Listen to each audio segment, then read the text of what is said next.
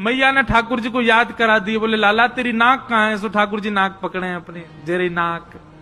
लाला तेरी आंख कहाँ है? सो ठाकुर जी ऐसे अपनी आंख करें।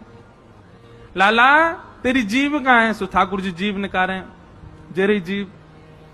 अब सब गोपियां घेर के बैठी हैं, सब पूछ रही लाला तेरे पाम कहाँ है? सो ठाकुर जी अपने पाम पकड़े। तेरे हाथ कहाँ है? जेरे। एक चतुर गोपी पीछे खड़ी खड़ी बोली लाला तेरे कान कहाँ है? कान। सो ठाकुर जी वाकू यूं देखें, मैया तेरे लाला जी ना पता कान कहाँ है? अरे ना लाला तो कल सिखाया तो कान कहाँ है? बता दे कान कहाँ है, जल्दी बता। ठाकुर जी मन में सोचने लगे मैं अपने कान पकड़ूंगा। सो जे मुंह बोले कि चल लाला क्षमा कियो, कान मत पकड़े। ठाकुर जी तो समझ गए वाकई मन की बात। सो ठाकुर जी बोले मैं कब कान पकड़ूं? अब बोलना तो जाने नहीं नेक्स्ट से लाला। तुरंत उठे, उठ करके वह गोपी के पास गए और वही के कान पकड़ के बोले जे रे कान।